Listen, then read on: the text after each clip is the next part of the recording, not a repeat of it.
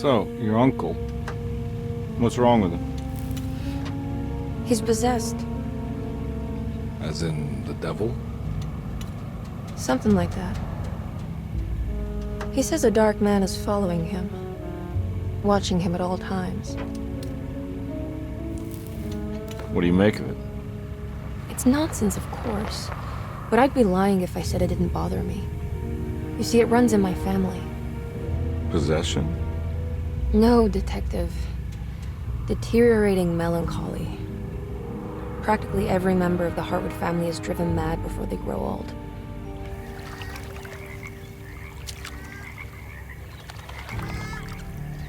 But Jeremy didn't kill himself. Is that why he's at Derceto? Despite being convinced that he is truly possessed, he decided to put his last chips on Dr. Gray and his psychoanalysis, figuring he might stumble upon some cure.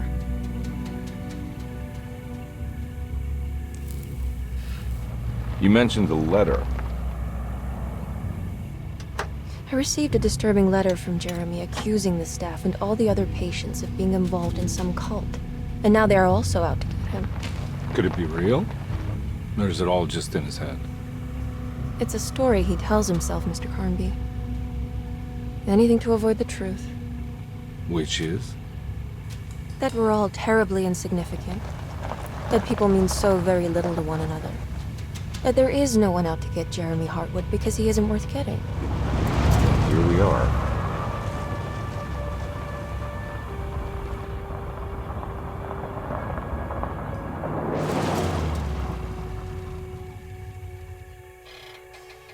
My uncle's not well, Mr. Carnby.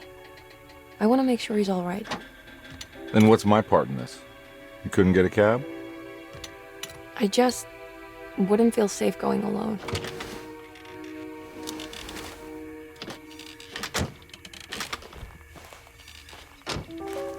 Did you bring a gun? Yeah. You think it'll actually come to that? No. But you might need to wave it around depending on how agreeable the staff will be. What exactly are we gonna do when we find Jeremy? I don't know. Let's just find him first.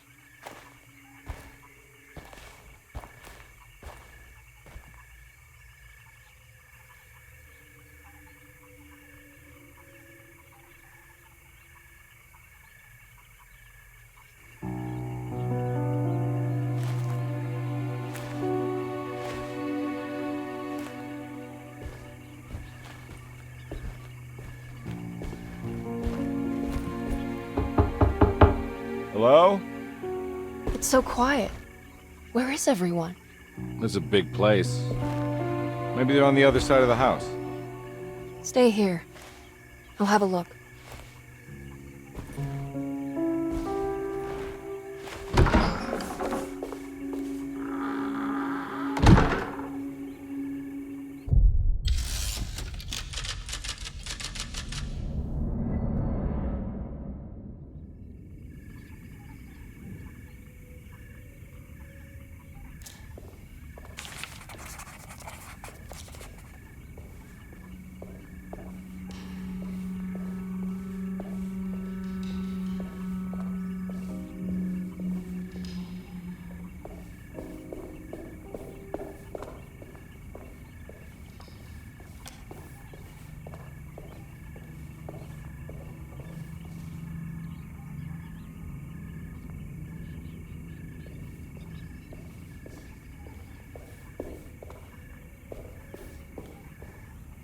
What's this?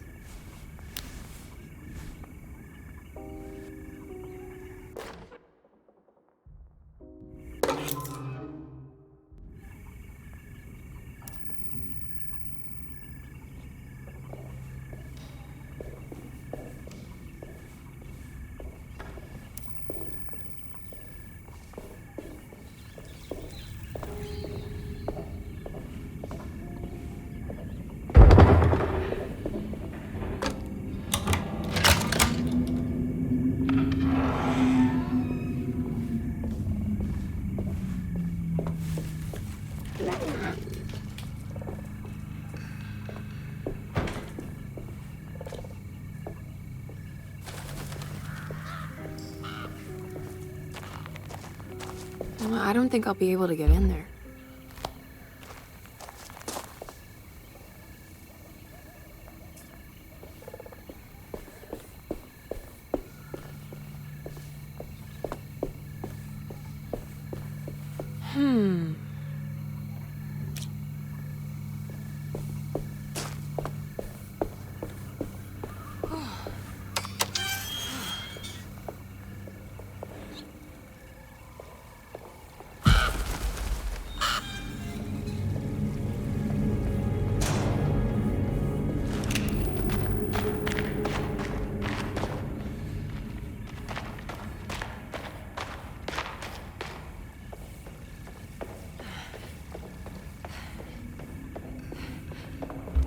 I need the key.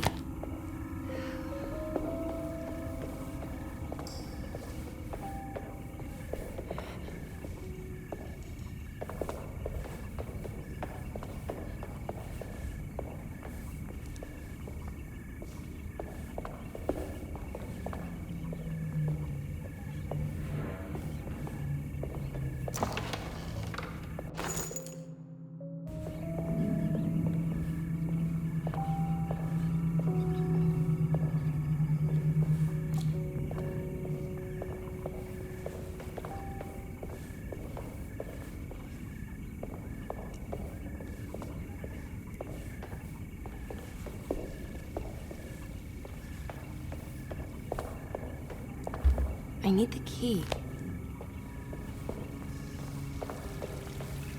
This must be older than Derceto. They've built the house around it.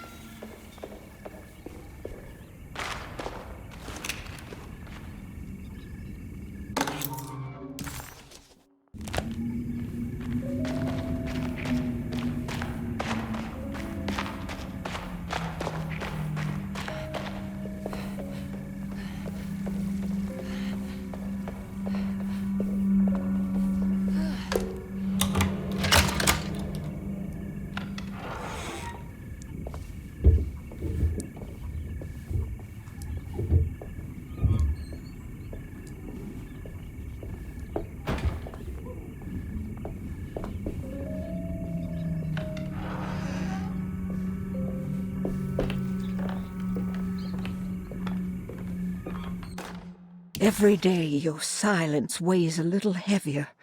It's been a difficult year for everyone, and many have lost all hope. I read in the papers about people suffering. Pictures of dust-covered landscapes without a drop of water. I wish I knew if you were still tending the earth or if you had turned your back against us. I have started to look for help elsewhere. I pray you will tell me if I am going down a path that you find disagreeable. With help from Baptiste and Charlotte, I found comfort in the practice of the voodoo. I have long been skeptical of that Caribbean cult, but it's been of good use to me. It seems all harmless in my book. I say some words dreamt up by the Creoles, and I carry around a small pocket of gree-gree. Nothing of this is mentioned in the Bible, of course, but the French Quarter priestess tells me it's all connected. She says the Christian God is just one more perspective on the creator of things. That's what I like to think, but the other way around, that the spirits of her faith are just aspects of you, our Heavenly Father. I am so grateful for the words you gave Mr. Hartwood. We will sing your praises at St. John's Eve. The world will be blessed soon again. Only the sacrifices of the Old Testament compare to your demands. Let it be the truth. A mother of earth, wood, and dirt. A mother of 1,000 young. Sacred sand, $1. Black cat oil, $1.50. Devil shoestrings, a quarter. That makes $2.75, madame. What was that you were telling the doctor? A goat without horns. What does that mean? Ah, you must have misheard me, madame. I said no such thing. Please, I know I don't look like any of you, but I'm devout.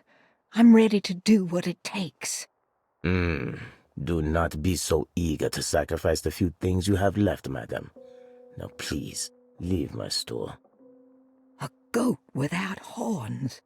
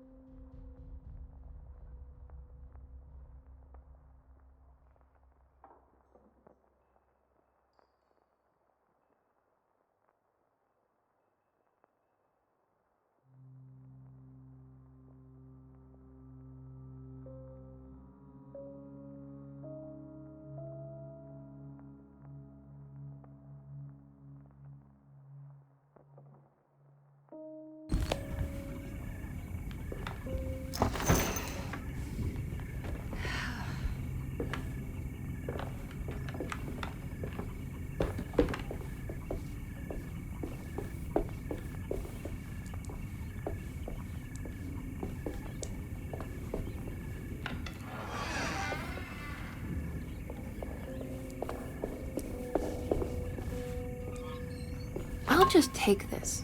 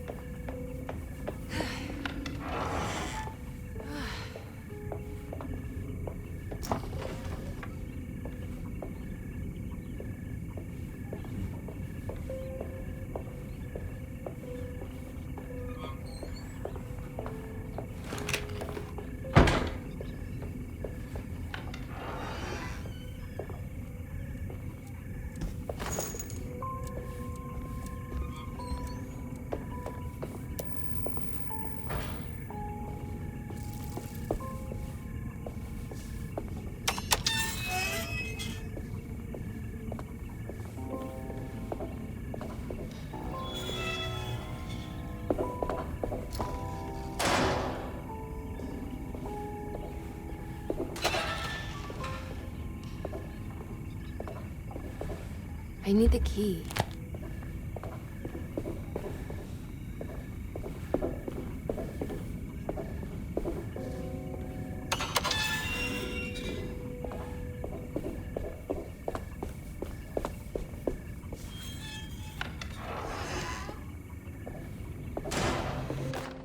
Please do not touch the boiler. It is working after all. While the sabotage has caused a leak, only the decorative plate has been completely ruined. Let's wait for Mr. Chance to turn up and he can take a look at the leak. Mr. Waits.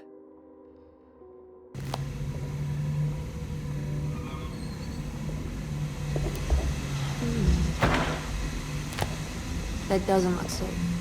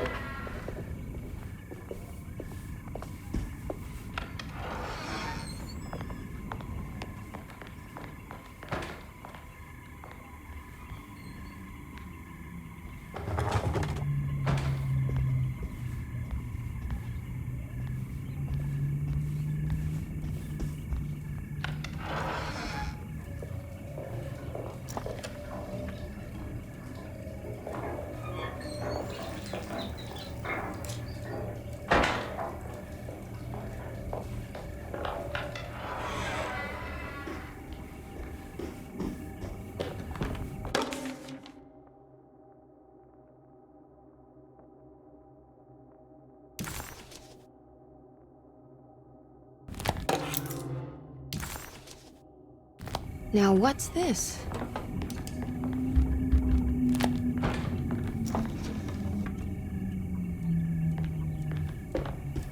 Sunday, June 22nd. I spent all day looking for Jeremy. I should have cared for the others, but I'm scared that he will do something irreversible.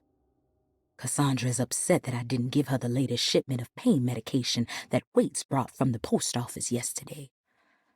I would have given it to her, but the company didn't send a new key this time around, so the box is just sitting there on my desk. They must have figured we had plenty of their gimmicky keys by now. I only remember seeing one lately.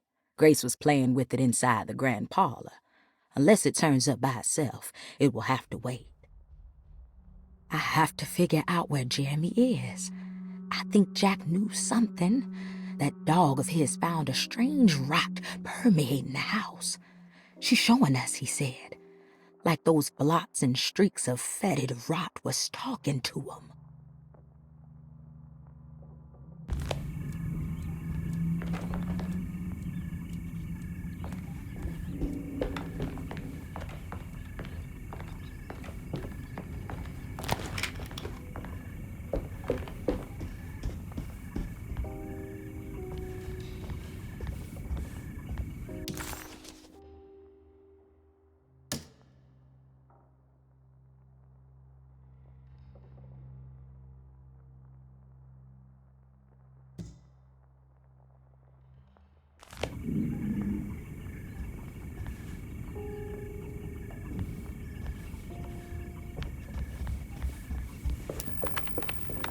It's wet shut.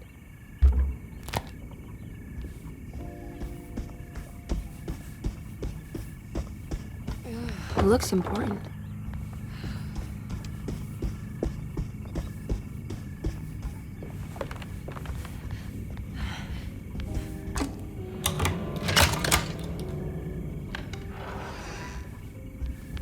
I need the key.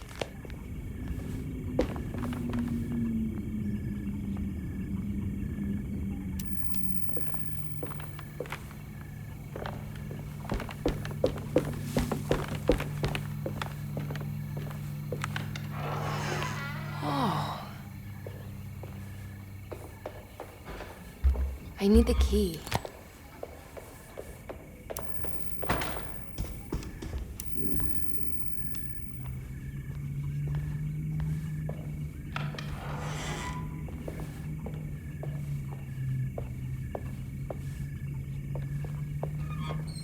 The Great Depression. President Hoover raises tariffs on over 20,000 imported goods in an act to protect American labor. Following the collapse of the Wall Street stock market on October 24 last year, American industry has suffered greatly. Thousands of companies have gone bankrupt and left a large part of the American workforce unemployed. In an attempt to turn the tide, the Smoot-Hawley Tariff Act has been signed by President Herbert Hoover. By regulating commerce with foreign countries, the government hopes to encourage the industries of the United States to compete with cheap foreign imports. Superstition on rise. New Orleans voodoo stores and spiritual mediums see increased profit during troubled times. While the market has faced hard times ever since Black Thursday of last year, voodoo doctors and snake charmers see significant rise in number of customers. With the coming Eve of St. John on the 23rd, the police expect increased cult activity around Bayou St. John, the southern shore of Lake Pontchartrain. Voodoo rituals in that area on the Eve of St. John have a long tradition reaching back to the first snake worshippers brought as slaves from West Africa. During the 19th century, its practice was popularized by the legendary Marie Laveau and has since been embraced by many of the Creoles and the surviving aristocracy of the French Quarter. Author seeks asylum. Rumors regarding author Cassandra Beauregard making Derceto her home verified. Derceto Hospital is an old plantation building on the eastern shores of Lake Pontchartrain. While often considered an asylum for the insane, residing Dr. Elmore Lee Gray prefers to think of it as a convalescent home, a place where you can go to rest. The patient list is kept secret, but thought to include many of the black sheep of wealthy families, because at Derceto, treatment does not come for free. Local author Cassandra Beauregard has now been confirmed by her own admission. She's been lauded as a powerful Creole voice and written many successful books. Lately it was reported from Hollywood that she has finished a moving picture manuscript titled Slaughter Gulch. That film is set to hit the theaters next year.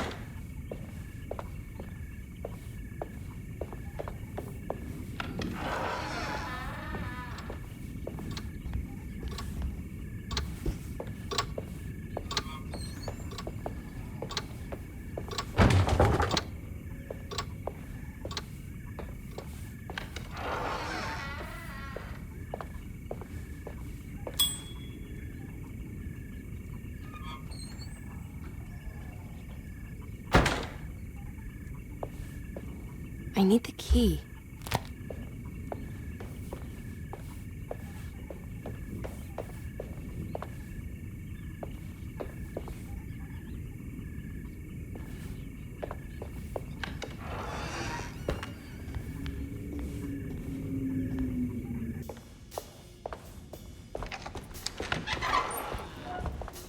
Wait, don't. Excuse me? Do you know where I can find Jeremy Hartwood? Of course not.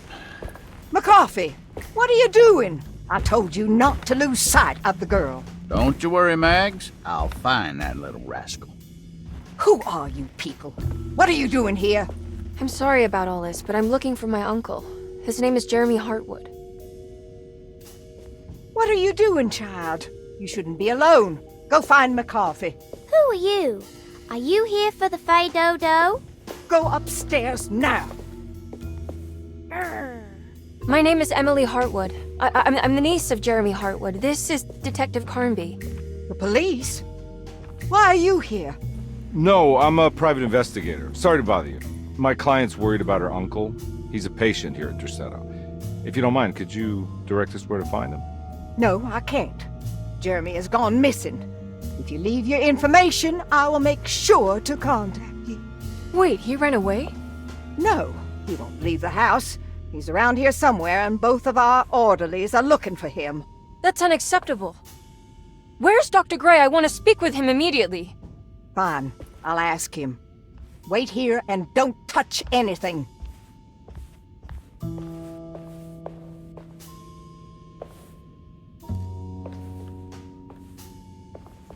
Do you want to see Jeremy's room? Can you show us? Follow me.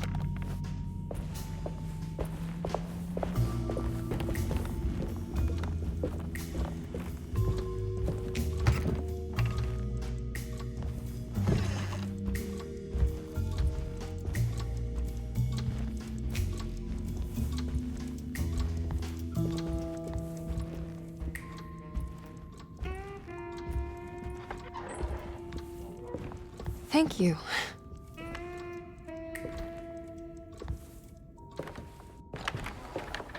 Strange kid. Let's look around, see what we can find.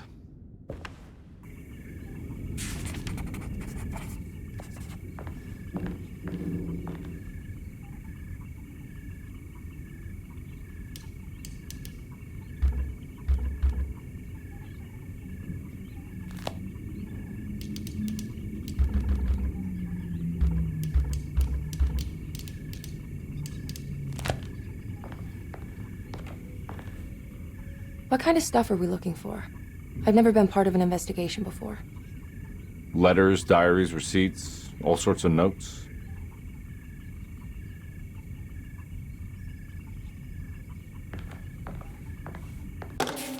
Every night the dark man stands opaque at the threshold of my room, counting the days until my spirit spills out of my tired shape. Only his pallid mask shelters my remaining sanity. Staring directly into the face of that demonic sultan would surely sunder time itself. Would he have looked the same to my father as he struggled for his life? Does his veiled face haunt my niece quite the same way? I wish so that I could rest my soul in that sunburnt convent of Tarawea. Would I find you there, Juan? Or Senora Perosi, back from the beyond? Every night I hide from him, moving from one misshapen memory to another. Scenes conjured out of fantasy and delirium. Places I struggle to even paint. I wish I understood your death, Senora. Is there anything I could do for you but bury you in that bleak necropolis? That triumphant chapel rising above the ledges and the oven vaults shall be your sepulchre, where you may rest, and I shall weep.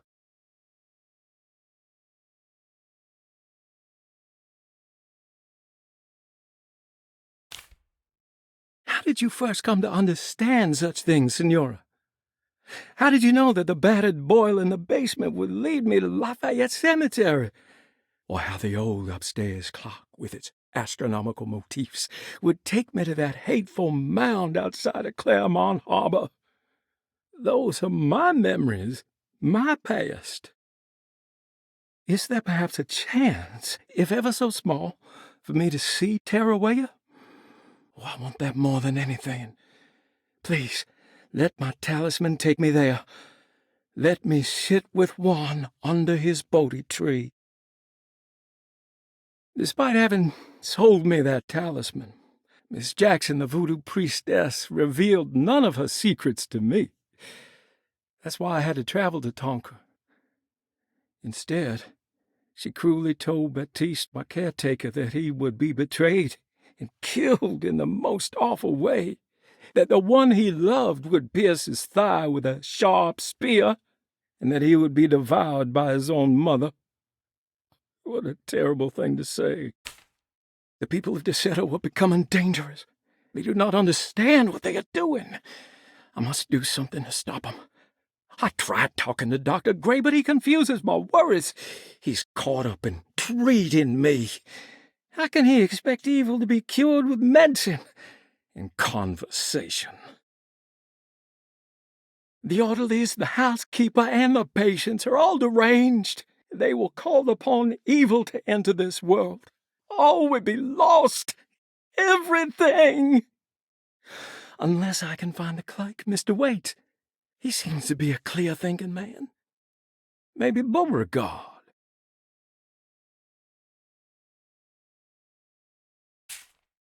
The dark man offered me a prison, and I accepted. I signed that miscarried contract and entered the dark pact. Everyone is safe, except for me.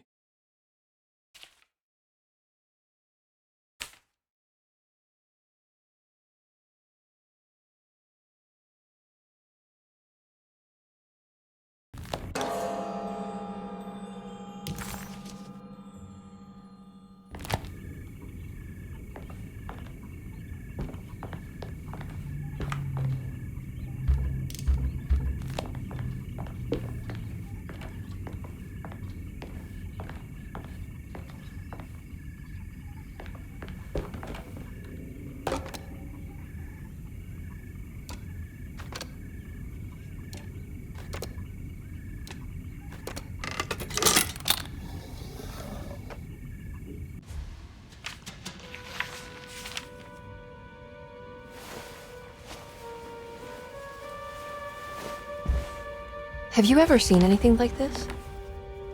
Looks like a talisman. You mean like this one?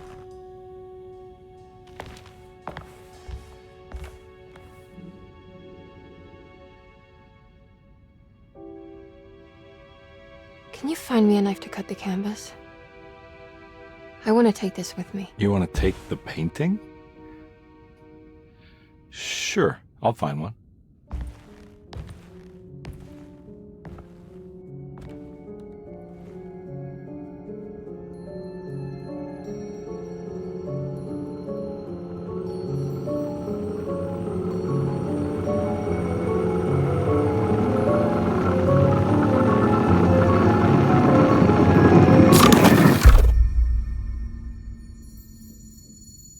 I found this tube as well. Should keep it safe for you.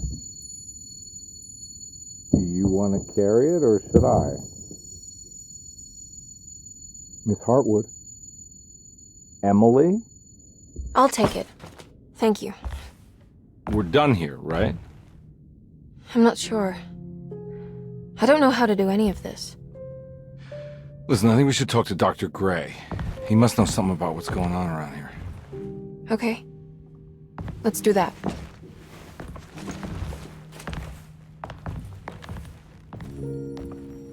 Come on, I don't want to be here all night.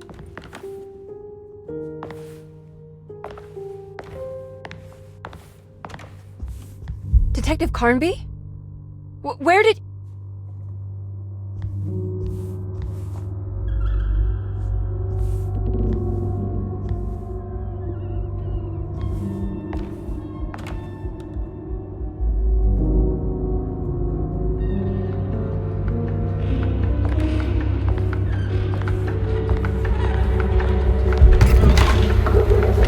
What on earth is happening?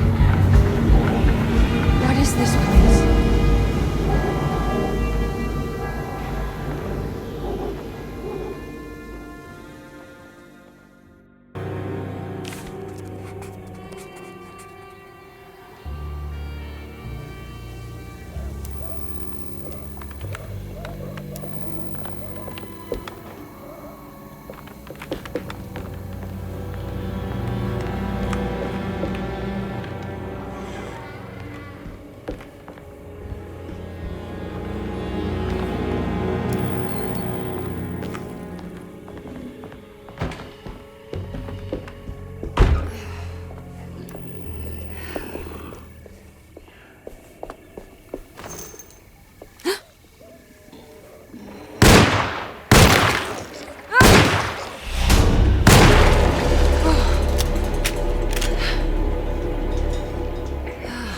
What the hell was that thing?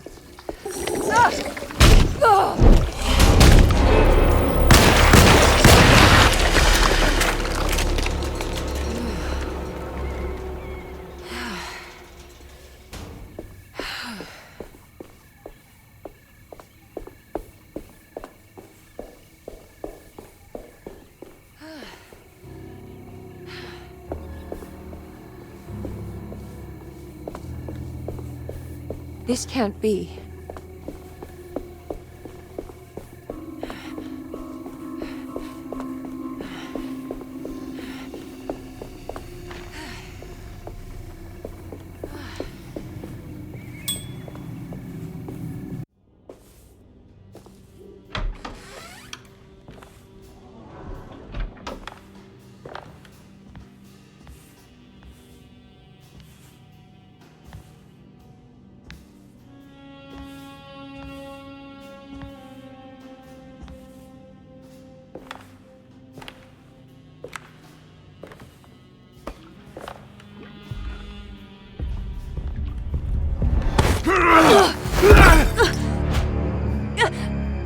Emily, is that you?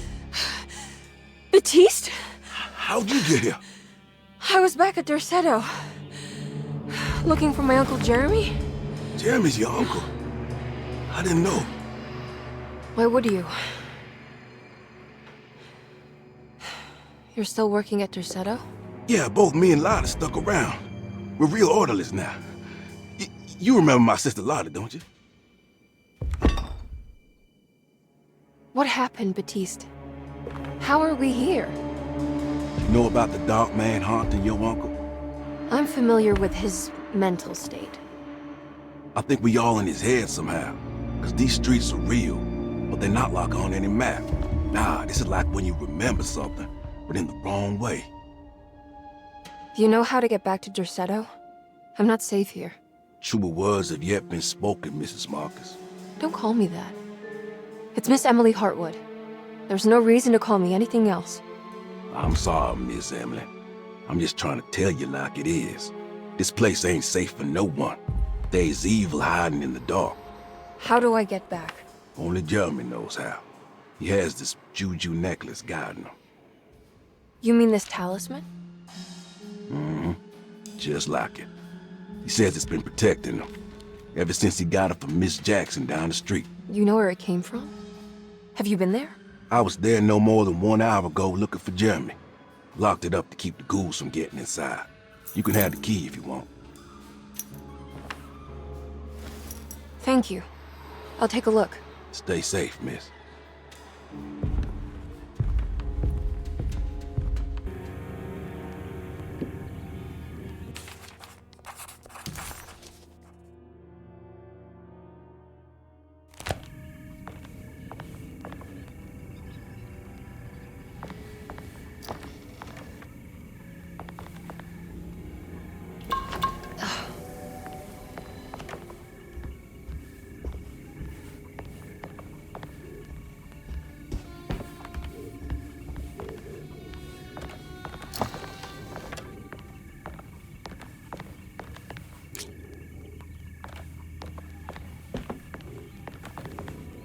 Are you staying here?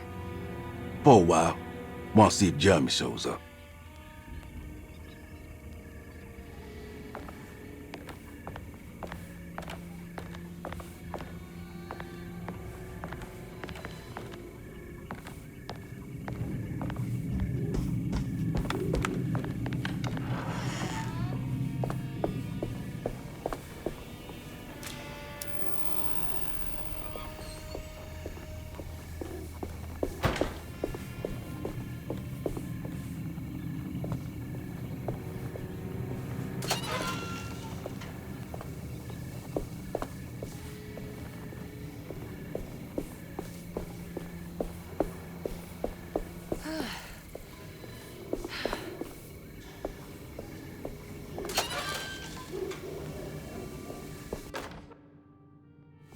What's this?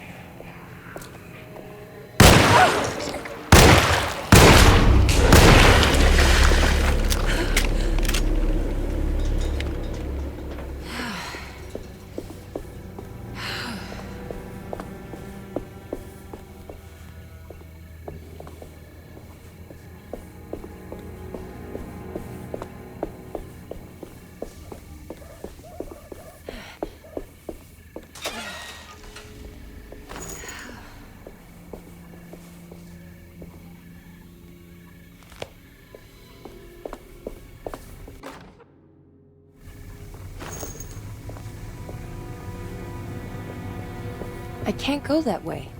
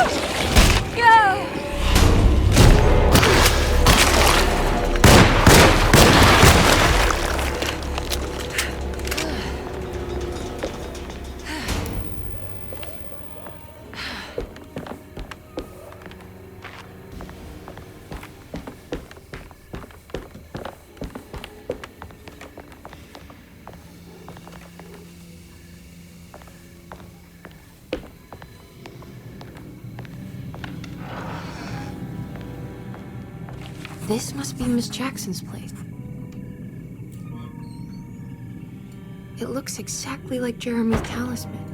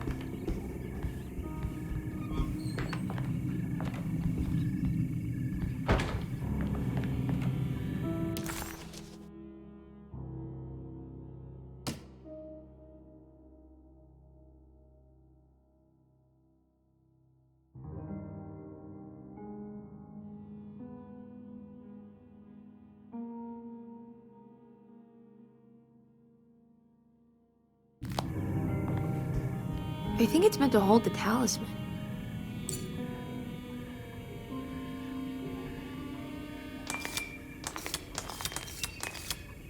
I'm not sure what numbers I should use. Maybe there's something in Jeremy's notes.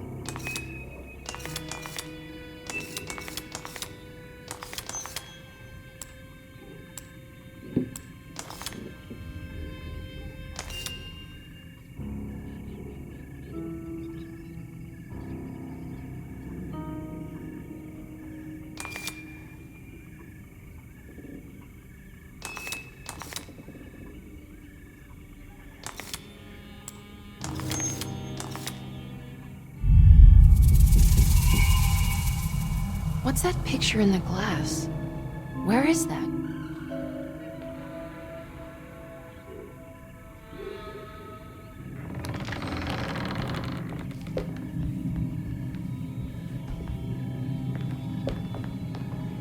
Good to see you again, Miss Hartwood. Mrs. Thompson told me you were here. She also alerted me that you brought a detective with you. I'm very curious to hear what this is all about. You don't remember me, do you, Miss Hartwood? We met at your family's house in the Garden District, when your uncle was about to be admitted under my care. No, I remember. Sorry. I'm not really feeling well. Oh, in that case, have a seat. Let me make you a drink. I don't seem to have made much of an impression on you. On the other hand, I can vividly recall you and your parents. Because of our cheerful disposition, I'm sure. You are far too intelligent to think that. You come from a joyless family, Miss Hartwood. The only amusement I took from my visit was discovering that the young lady's drink was an old-fashioned. Very astute. Is that supposed to make you seem attentive or intelligent? Whatever you prefer. Are you ready to tell me why you are here, Miss Hartwood? And why you brought a detective? I received a letter from my uncle. He seemed certain that he was in danger here. If I find out you're treating him badly, I'll be taking him back with me to New Orleans. Really? Is he going to live with you in your tiny garçonniere? That would be a spectacular way to ratify your spinsterhood. Because you are well aware that your father would never let him back in his house. No, I have it. Maybe you can bring him back up north. You've been wanting to move back for quite a few years, haven't you? You always preferred your mother's side of the family. Jeremy is free to leave with you. I won't object. However, there is one problem, as you might have learned. He is, in fact, missing. Do you know where he could have gone? No, I'm afraid I don't. I have my staff looking for him. I'm sure he will show up eventually. Especially if he learns that you are here. He is quite fond of you. What can you tell me about his condition?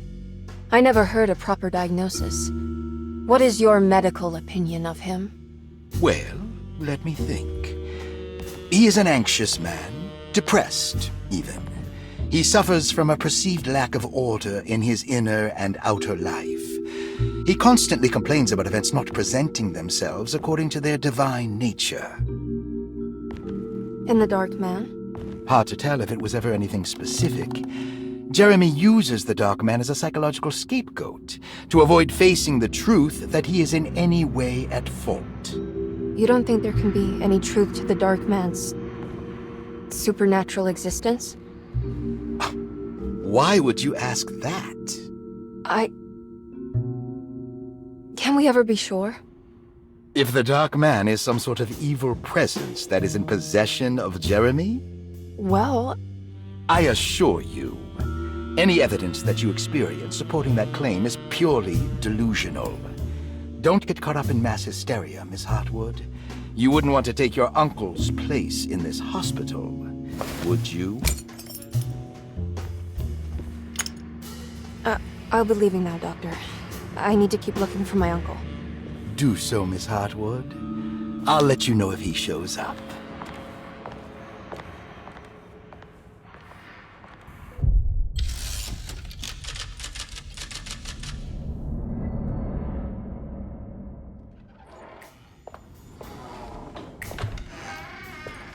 Detective Carnby!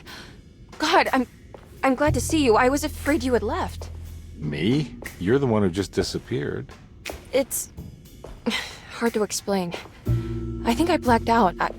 It was like I went somewhere else. It's okay, miss. You're clearly upset. No, I don't know what's happening. This is a very stressful situation for you, I understand. Ugh, no, you don't understand. Just take a deep breath. Why don't you sit down, smoke some of the Perique? If you want, I could even drive you back to New Orleans. I just want to have a talk with Dr. Gray first. I want to stay. I found a talisman just like the one in the painting. I think I might be able to figure out where Tarawea is, where Jeremy wanted to go. That's great. Just stay out of trouble, okay? Let me handle the investigation. I'm not crazy, Detective. Not yet. Okay, catch you later.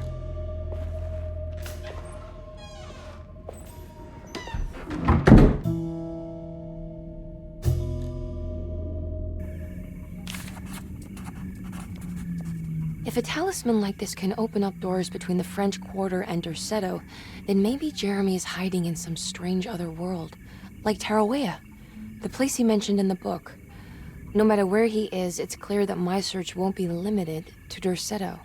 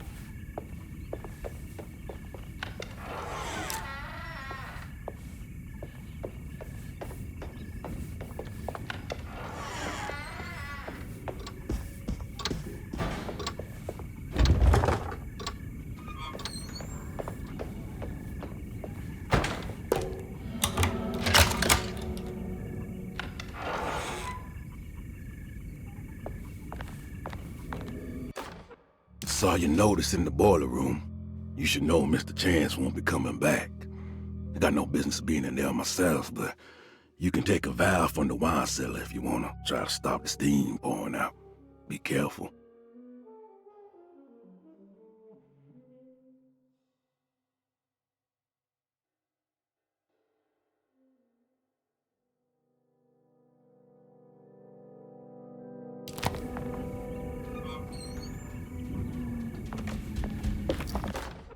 Dr. Elmore Lee Gray is Derceto's chief doctor. Accounting and all administrative work is handled by me, Paul Waits. Magdalena Thompson, or Mags, is responsible for the household. Jean-Baptiste and Charlotte Tabois are responsible for keeping the guests' medical regimens in check. Finally, Jack Chance is our gardener, who can occasionally be seen in the conservatory, but is for the most part busy outside. There are currently 6 guests at Derceto. Malcolm McCarthy and Ruth Tallant reside on the first floor.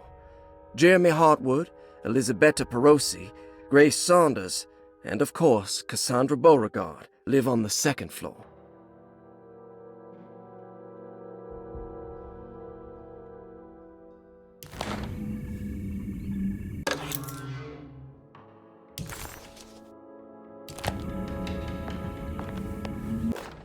Paul, you're right about the plates on the boiler and the clock. They have been sabotaged, and I think I know who did it. They have something to do with Jeremy's episodes and how he seems to disappear at night. Right now, it's important that you keep an eye out for any of the pieces. I want to find out if I can repair the plates. Let me know if you find any of them. Lottie. Tell Lottie to take a look at the well in the kitchen garden.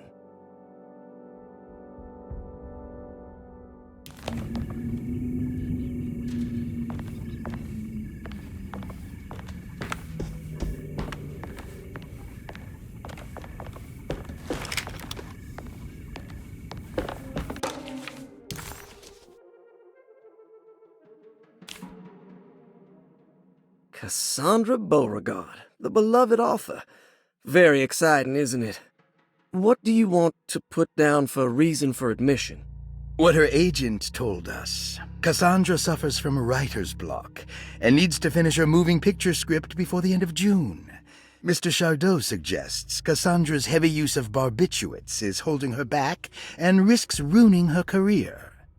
And how should we summarize her personal history? Let's keep it short. Cassandra Beauregard is a beloved crime author who managed to pull herself out of poverty and into stardom. 5 years ago, she tried killing herself by jumping off a balcony. The incident left her a cripple, and now relies heavily on her wheelchair. And for diagnostic impressions? Cassandra suffers chronic back pain following her suicide attempt. She self-administers morphine to keep herself ambulant, but has become addicted, and the desired effect is now lost. The drug abuse clouds her mind, and she is unable to focus on real life. To save herself from this insight, she instead makes up stories to fill out the gaps in her own thought process, resembling the Korsakoff syndrome. Oh, bravo, Doctor. How will you treat her? First of all, she needs to be weaned from her drug addiction, and hopefully it will resolve her compulsive lying. Then look into permanently numbing her pain in her back through surgery. Finally, deal with her suicidal thoughts. Fantastic. With such a short time before June, I really hope she gets better soon. We will do what we can. Grace Saunders, 11 years old. Reason for admission? The mother insists on strict supervision by a proper gentleman to avoid further perversion of Grace's adolescence. Personal history? Grace's family possesses modest wealth and status. Her childhood seems ordinary, spending most of her time with private teachers and family friends. Grace's father recently passed away, leaving her mother the sole caregiver. And diagnostic impressions? Grace has trouble dealing with her father's death. She is willingly suppressing her feelings on the matter and isn't properly acknowledging the trauma she suffered. Any planned treatment? Grace needs nothing out of the ordinary. She simply needs parental guidance. Eventually, we can work on her feelings toward her father. Thank you, Doctor. I'll finish the paperwork and get her installed. Malcolm McCarthy, 54 years of age. Reason for admission? McCarthy admitted himself to Derceto, stating simply that he needs some damn rest. And personal history? McCarthy claims he used to work as a lawyer in Baton Rouge, but says he can't go into details because of some legal dispute. His background remains largely a mystery, except for the occasional clue that he drops in conversation. Huh. And diagnostic impressions? McCarthy is an anxious man and an alcoholic. He often tells half-truths due to some deep-seated inability to trust other people. And how will you treat that? McCarthy will take some time to open up.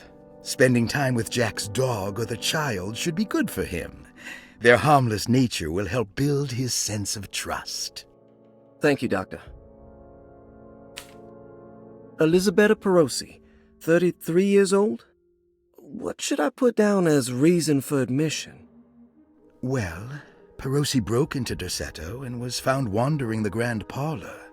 She was confused and suffered partial amnesia. She insisted she belonged here and offered to pay for her stay. Right. What do you make of her story? Perosi claims to have been a member of the Astarte artist colony some 20 years ago. A claim that seems contrafactual due to her young age. She looks to be and even thinks she is 33 years of age. That would make her a child at the time. It seems fair to say that Perosi's story is untrue, deliberately so or not. Diagnostic impressions? Do you have anything? Perosi's story is peculiar because she retracted her story about the artist colony. She no longer claims to be the same person as Elisabetta Perosi. However, my staff's research has confirmed there was a Perosi at that time who was in her early 30s. I suppose this case will take some time to investigate. How will you go about it? I wanted to contact the real Perosi, but it seems the whole colony disappeared one night. September 29th, 1915, during a hurricane. I will have to take it slow and figure out what this spell of impersonation could have been. Oh, I'm sure it will all clear up eventually. Thank you, Doctor. Ruth Talon, 29 years of age. Reason for admission? Ruth's father wishes that his daughter be removed from New Orleans nightlife for the foreseeable future. He fears that her overly free spirit is tarnishing the family's reputation. Sounds simple enough. Personal history? Ruth comes from considerable wealth. Her family owns several hotels and restaurants. Unlike the rest of the family, her sense of adventure has taken her around the world, including France during the Great War as a photojournalist. The last decade, she has provoked many rumors of being a debauched flapper, bordering on nymphomania. And diagnostic impressions? Despite her father's frivolous reasons for her to be admitted, Ruth does seem to provide an interesting case. She is refreshingly open and doesn't shy away from talking about her life during the war or her continuous celebration after returning to the States. She is admittedly a sexual deviant and feels no remorse. And her treatment plan? Simply staying at Derceto should do wonders for Ruth. If not, at least for her family's reputation. Ruth doesn't need to change, but with therapy I might be able to share with her some sympathy towards her family. I doubt she will settle down and become as dull as the rest of them, but at least she might try to be more discreet in the future. Interesting. It's all the patient files except for... Looks sturdy. Doubt I'll be opening this.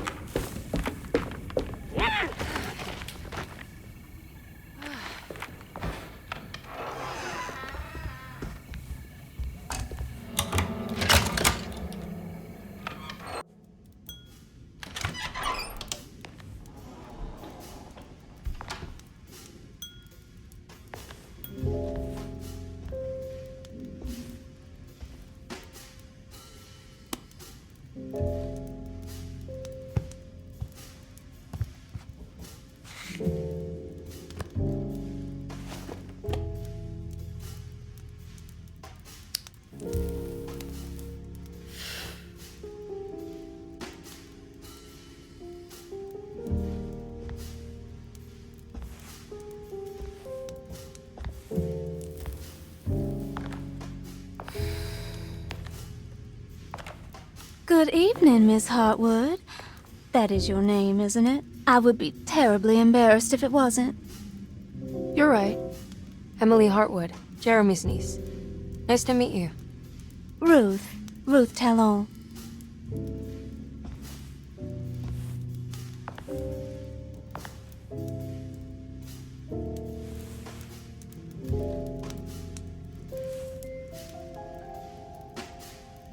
Is that Perique you're smoking? How terribly quaint. Maybe so, but I like it. Would you care to share some? That smell is making me feel very nostalgic.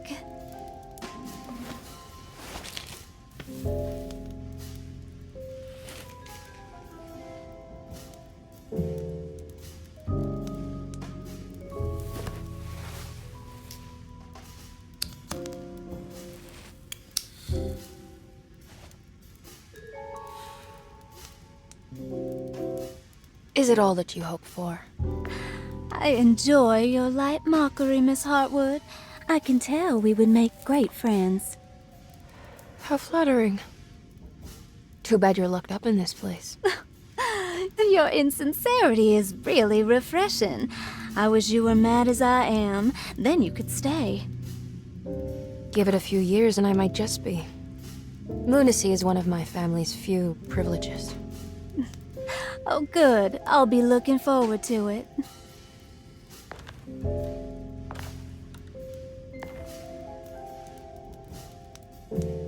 You don't know anything about what happened to Jeremy, do you? Everyone here is really strange, and it's hard to know what to make of anything you hear. Occasionally, it sounds quite exciting, though. Good versus evil and all that. I'm sorry, but I don't think I have anything useful to share. It doesn't matter. Thank you for the much-needed break.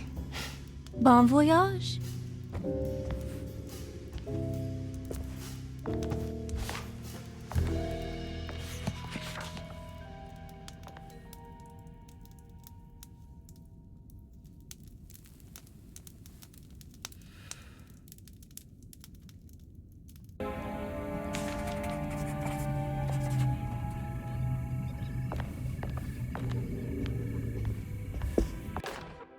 Lost Plantations of Louisiana, Thierry Briclot, 1917. Derceto was a small plantation on the eastern shore of Lake Pontchartrain.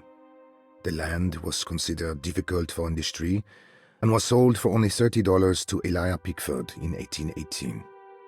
Pickford employed hundreds of workers from nearby New Orleans to clear the woods and build a small plantation mansion facing the lake with a striking Greek Revival temple facade.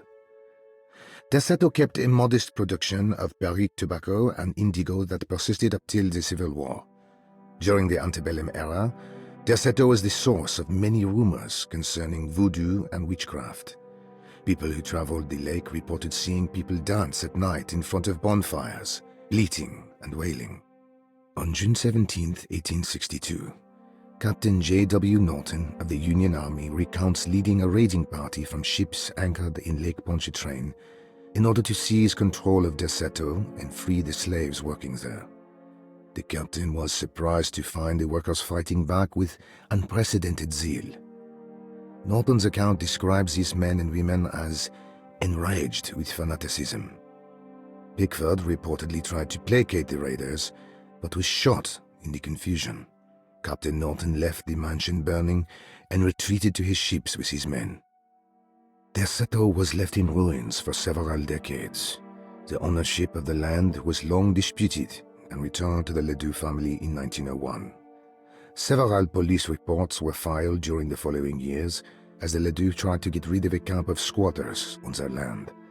The police made several visits to remove the trespassers, but the people kept returning.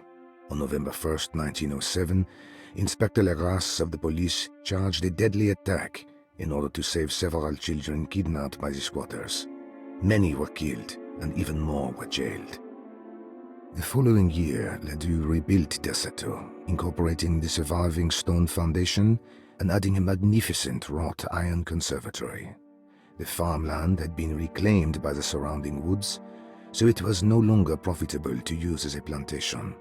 Instead, the house was turned into an artist's colony. The Astarte Artist Colony was a successful group of artists, including figures such as painter Heinrich Cassel and poet Nora Keith. The group was also known for their beloved Mardi Gras crew called the Pirates of Pontchartrain. On September 29, 1915, a tropical hurricane tore through Louisiana. causing Lake Pontchartrain to flood New Orleans. Due to the remote location of Derceto, it took almost 2 weeks for outsiders to learn that the artist's colony was abandoned. The 12 residing artists had all vanished without a trace. The empty mansion of Derceto still stands on the shore of Lake Pontchartrain, with much of its temple facade intact. The Ledoux family currently has no intention of repairing the house.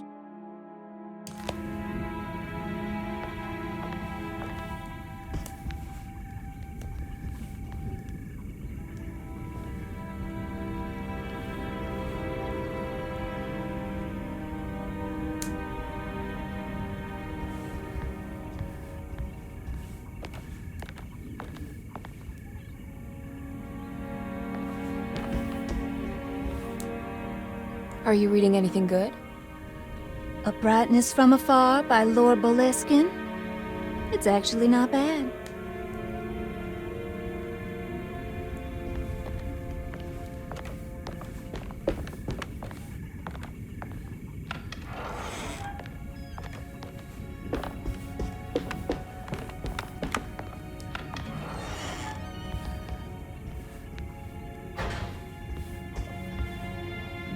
Now this'll come in handy.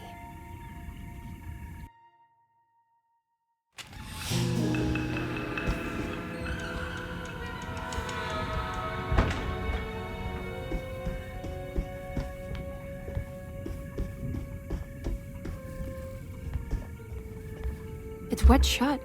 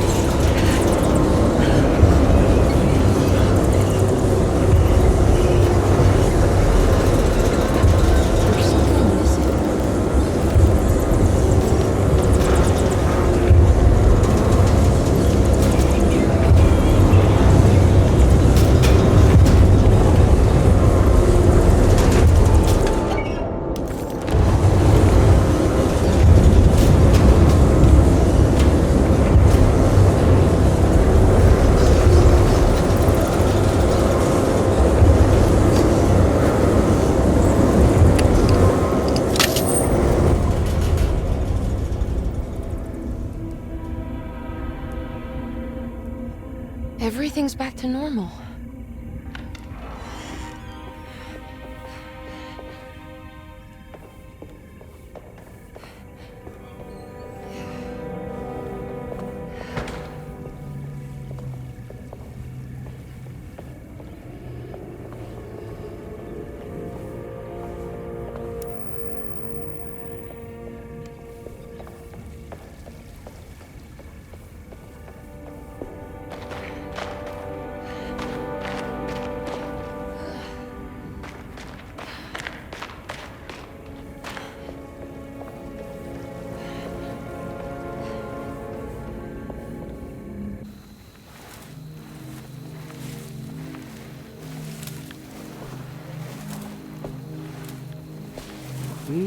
Misaki nantek mwen, Mempra misaki nantek mwen, Men le anjeni man yo deshena. What are you doing sneaking around? You almost scared me to death. I'm sorry. I didn't mean to disturb your ritual. I wouldn't have guessed voodoo was in practice at a place like this. The doctor may be all about science, but I know these roots have power. You know what's going on here? I have a feeling Derceto is cursed. There are several players with stakes in this game. Derceto isn't cursed or blessed. It's a battleground. And it would all be a lot better if you could get your uncle out sooner than later. That's all I'm trying to do. I wish you the best of luck, Miss Hartwood. I really mean that. Now, if you'll excuse me, I need to look after my gumbo.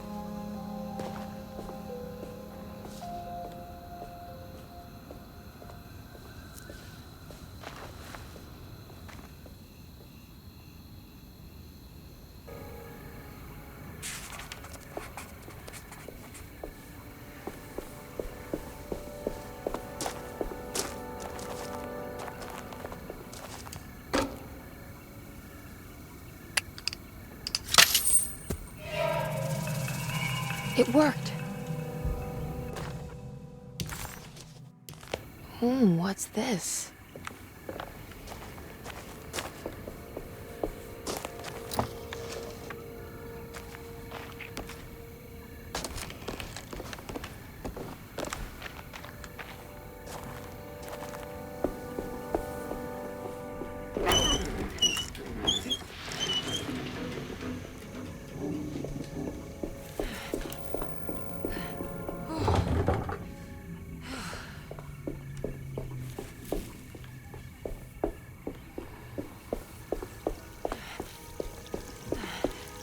What's that?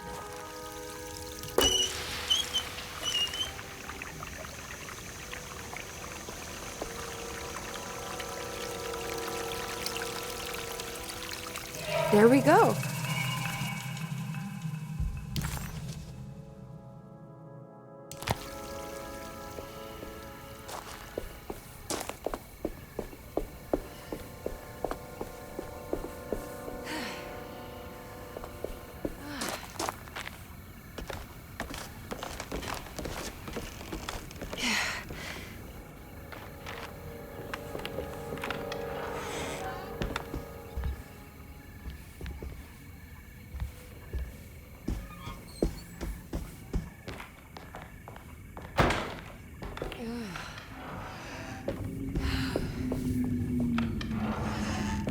What's that?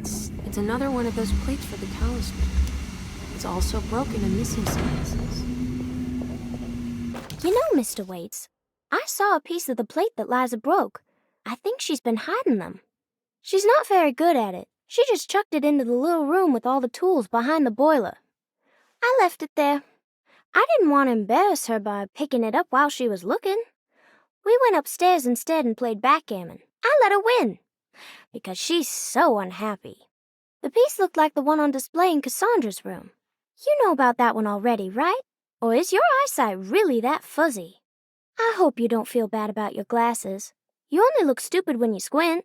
Maybe if you had more eyes, you would see these things. I wish you had all the eyes you needed. Your best and favorite guest, Grace.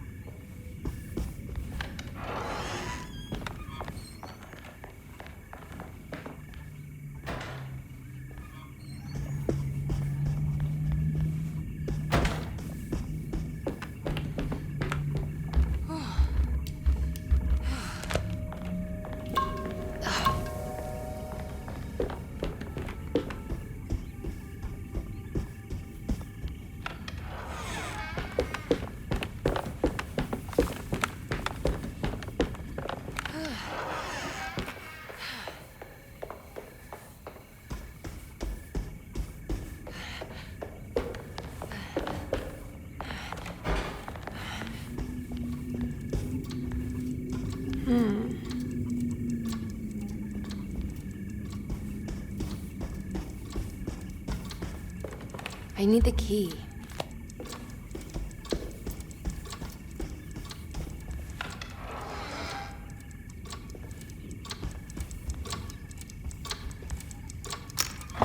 This must be the clock mentioned in the commonplace. This looks like the thing that held the talisman in the French Quarter, but it's broken and missing some pieces.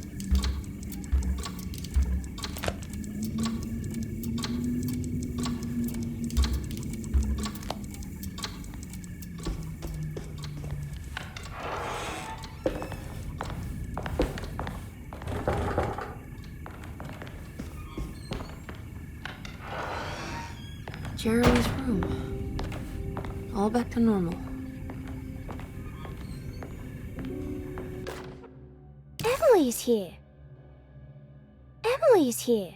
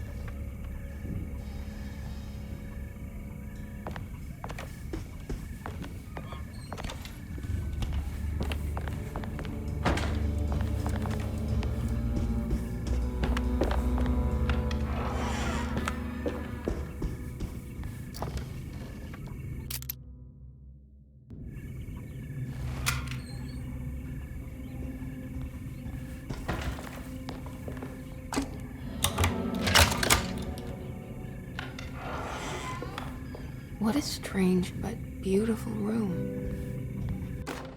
I did it! I crossed the thresholds to my intended destination without a focusing device. My talisman now knows these roads, and I have no need for the plates. I can find my way to Lafayette as easy as I find my own room. I visited the grave of my father and seen the oven waiting for me. Thank you for opening these doors. I now must summon my courage and go back to that hateful mound outside the oil rig. I hope you'll be feeling better when I return. Jeremy.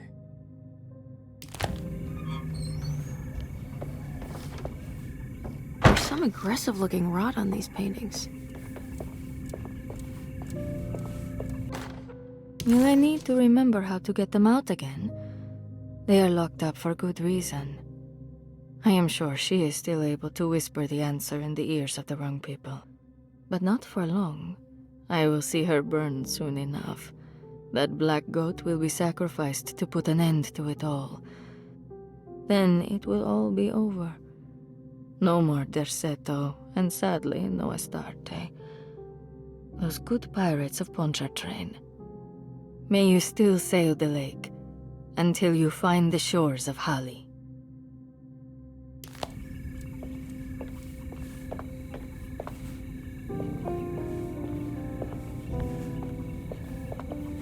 Are these zodiac signs?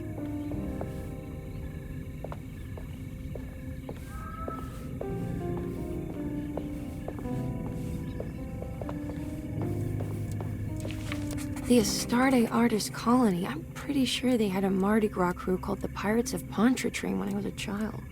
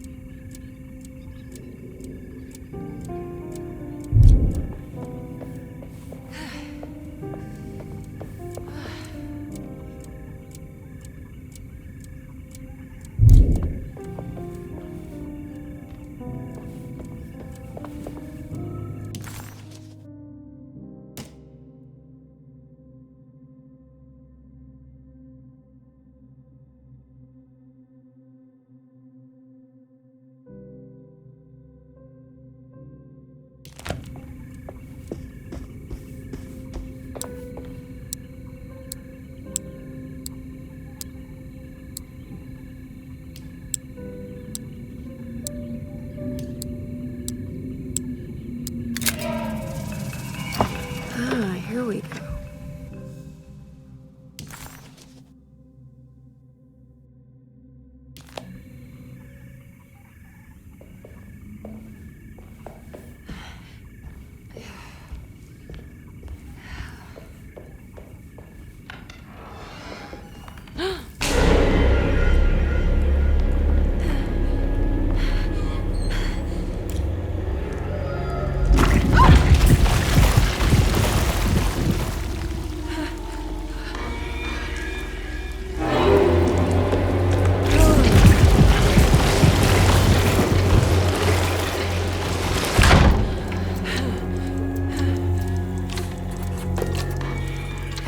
seen this somewhere. I don't understand what's happening.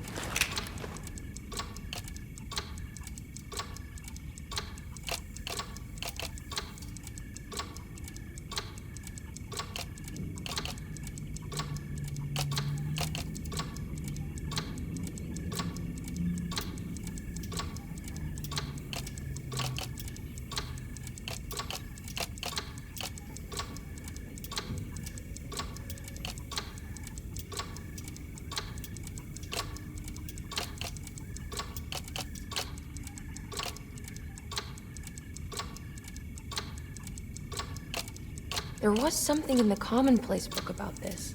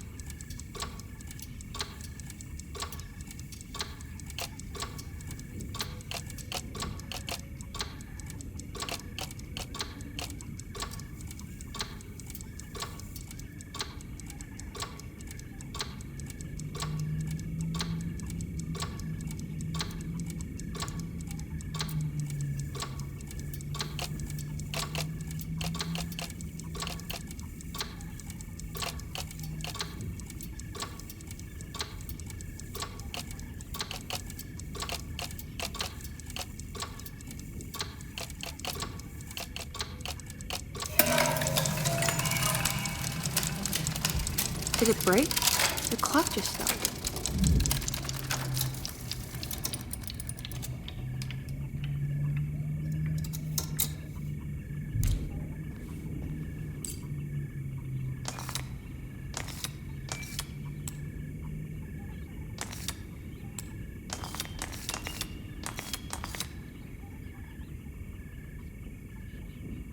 It's showing me something.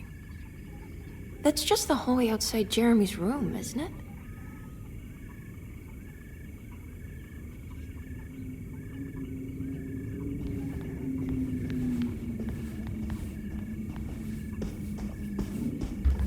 I need the key.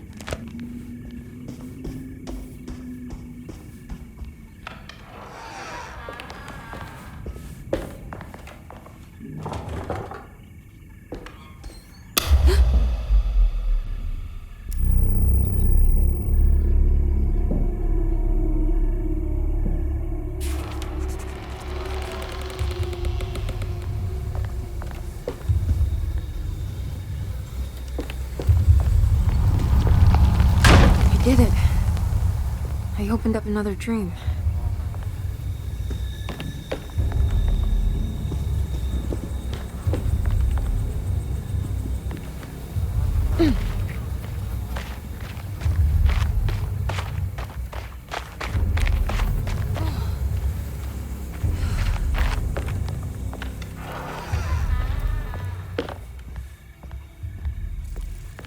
May 1923. Monday. All okay. Ready for delivery. Maintenance. Oil pump must be serviced. Any tampering causes large spills unless properly forestalled. Tuesday. Shipment delayed but delivered. Maintenance. Service bridge close to broken. Wednesday. Prospectors reluctantly agreed to show the burial mound to Mr. Hartwood, a painter, who read about our finds in the papers. He means to return tomorrow and try to find a way inside. Thursday.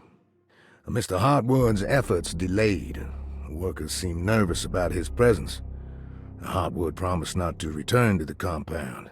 Instead, he has taken up an offer by L'Officier, the riverboat captain, who means to pilot him to the site tomorrow morning. Hopefully that's the end. Work can resume. Maintenance. Bridge from the oil tower to the bayou has collapsed.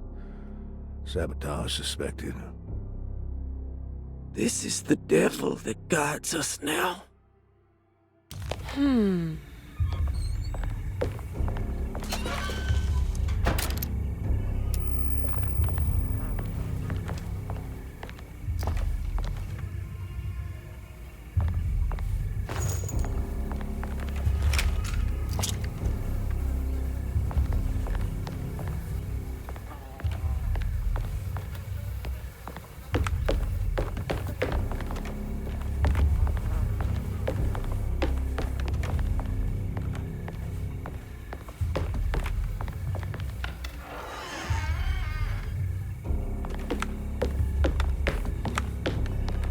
I need the key.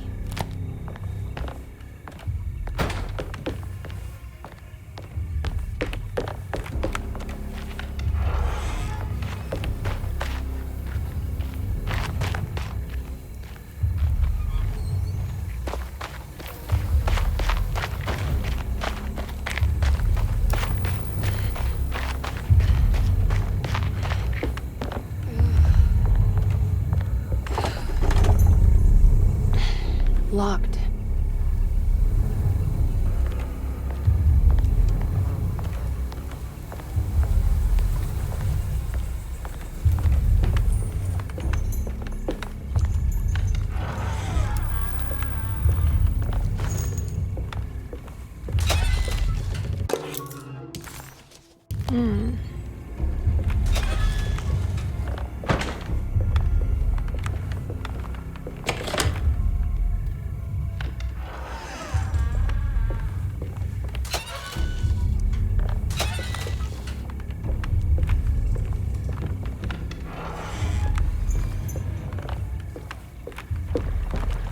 There's something missing.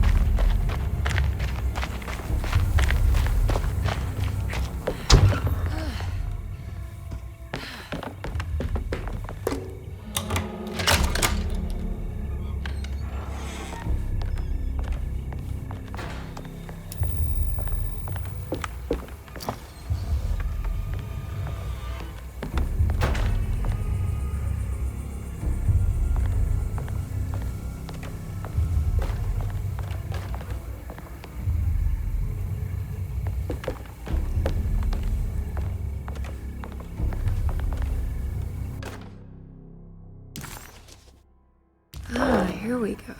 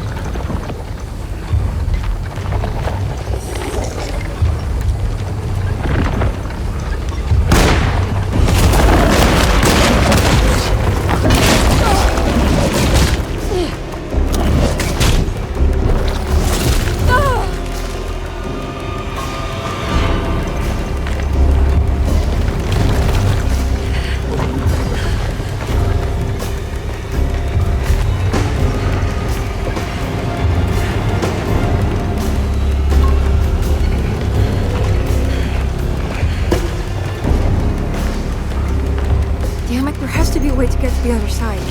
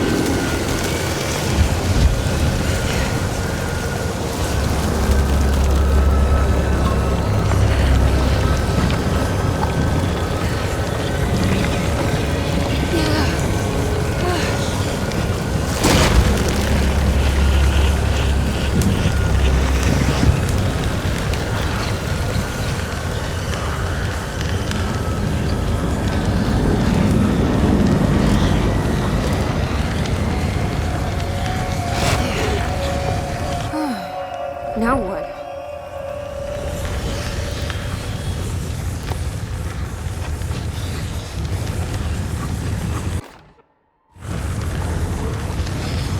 Just don't look down, Emily.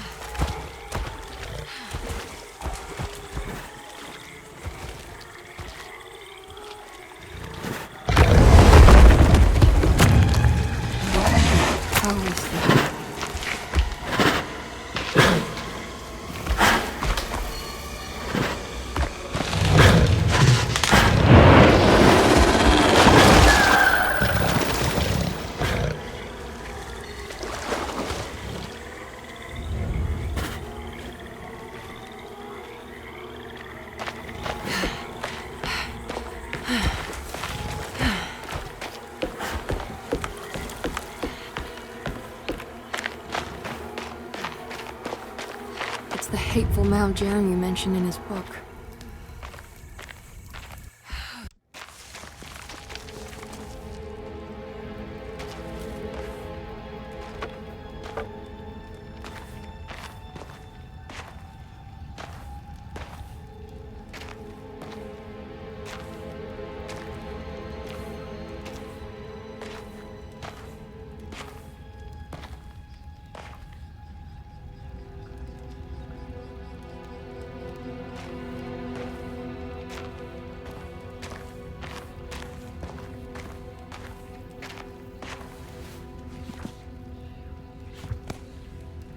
Jeremy, you dropped your...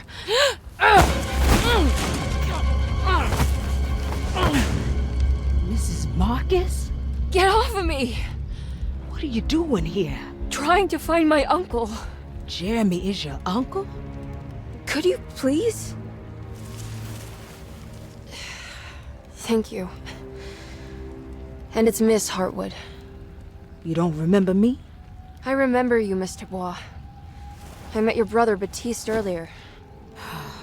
I suppose he hadn't found Jeremy either then. We spread out to find him. Can I have this? I'm trying to get to Tarawea. Fine, believe the rest. I just want Jeremy to come looking. We have to leave before it comes inside. What? Where? Come quick!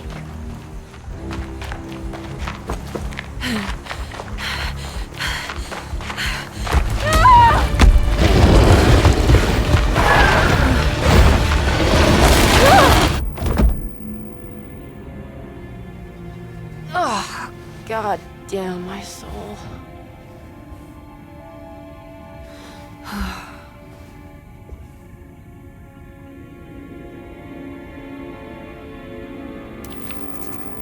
I'm back at Derceto.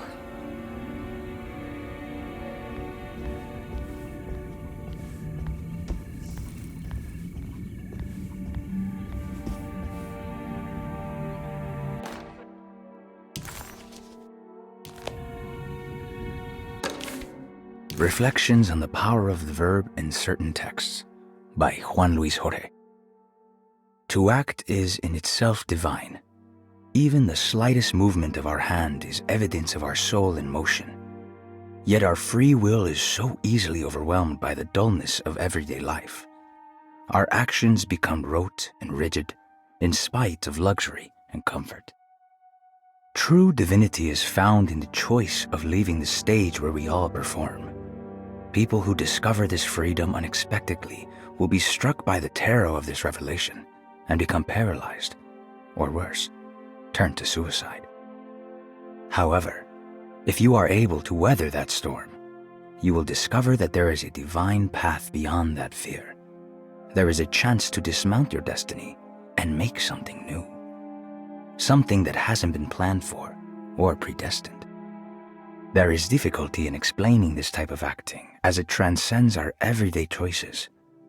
This isn't some banal decision choosing one career over the other, or even who I should marry.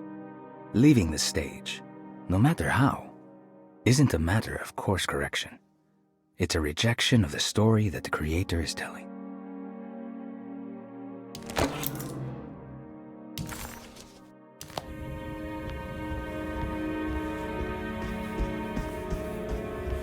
It's wet shut.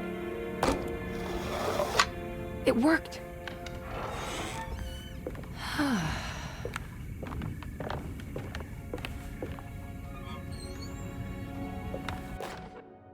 The Barlow lens. Instructions. To double the magnification of your telescope, simply fit this Barlow lens to your instrument. Then operate the fine-tuners to adjust the distance between your lenses. This is easily done while looking through your eyepiece. Simply search for a position where your picture is clear and appears flat. When correctly tuned, your telescope should present a clear picture with magnificent magnification.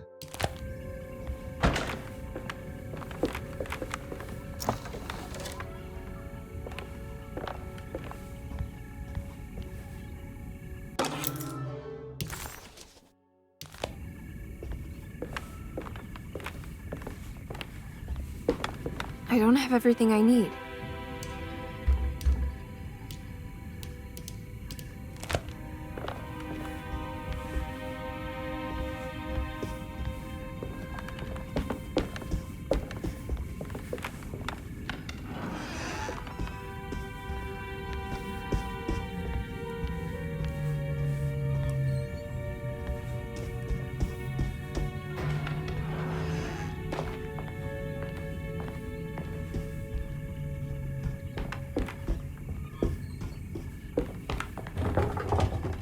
Blocked.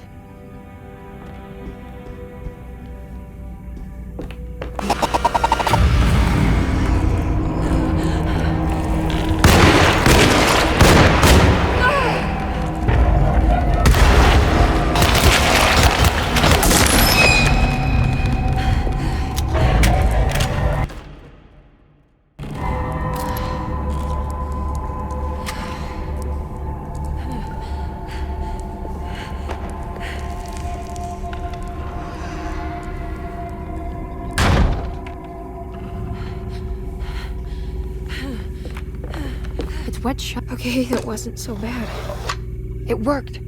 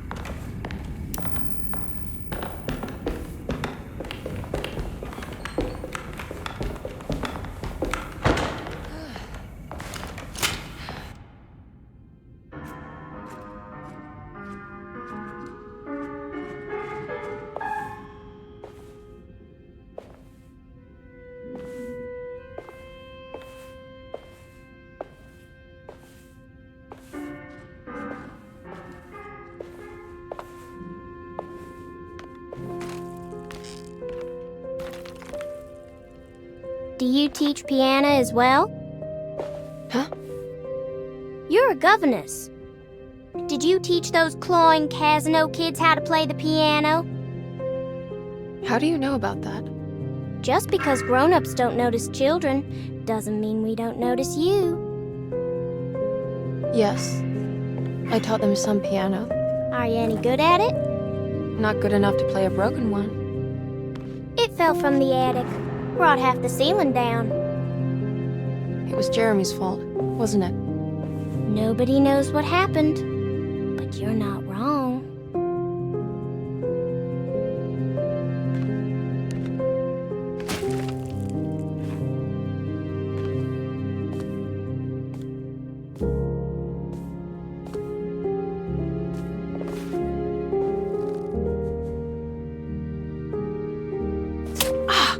What are you doing?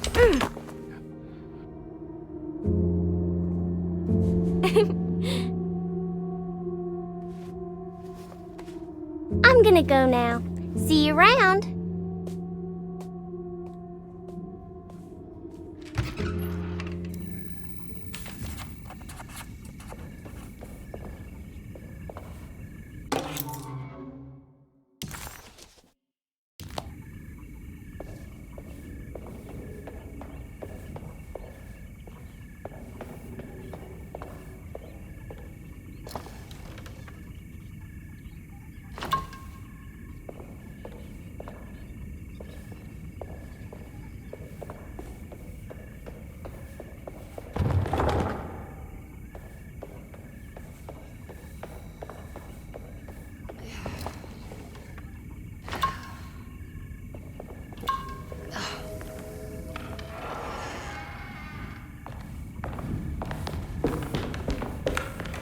I need the key.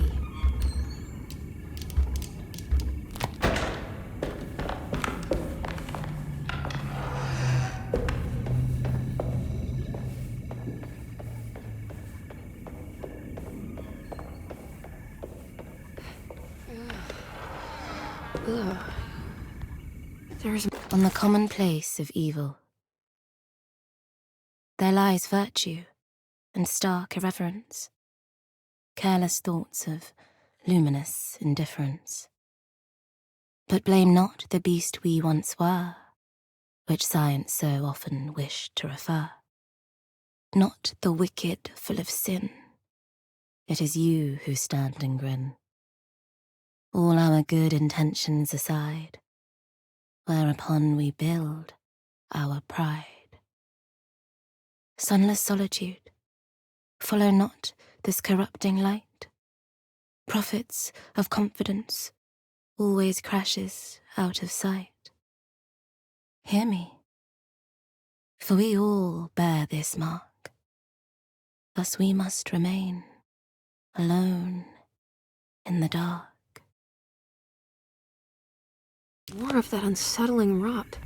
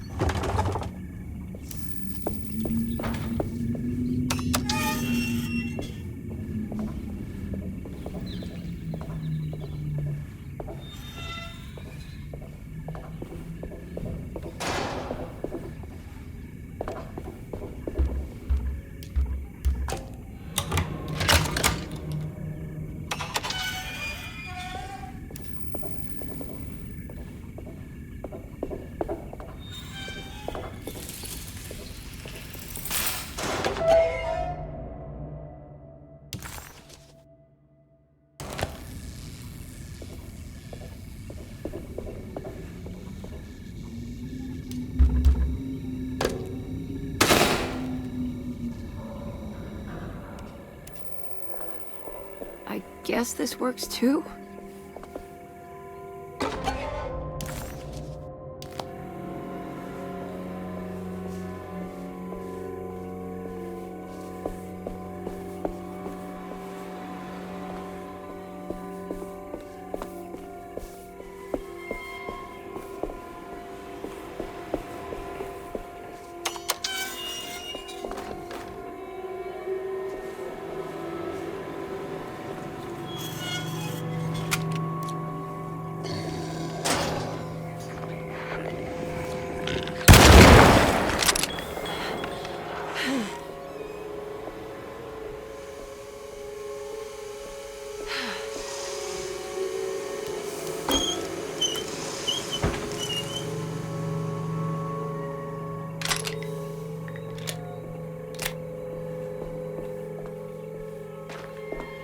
Jeremy?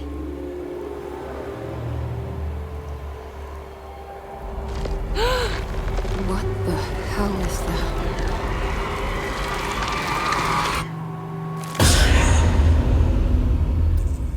What?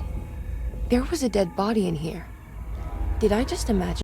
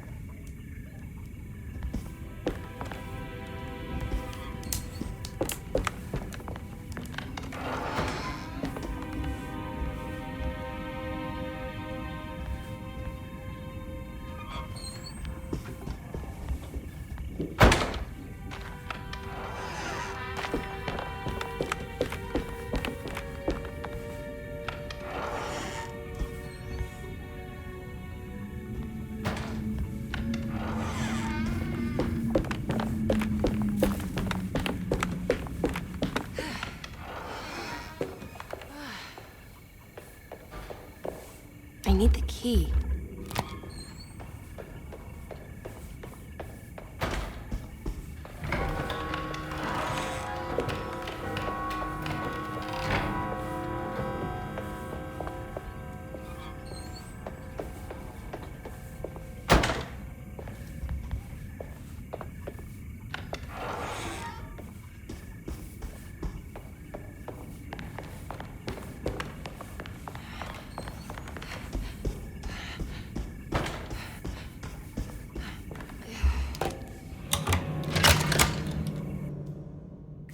Come on, Grace. I'm too tired for games. I'll even let you play with my jackknife. Oh, good evening. You haven't seen a little girl by any chance, have you? I don't think so. You would have known if you did. The only kid crazy enough to be in this place. She's not in her room then? That would be a first. Always running around causing trouble. She's very hard to pin down, that one. You want a sip? I'm good, thank you. Well, I should be going then. Unless there's anything you need from me. I just want to find my uncle before anything happens to him. Oh, don't worry, miss. He'll show up. He is much too lily-livered to kill himself. Why would he? It's his greatest ambition, didn't you know? Take care now.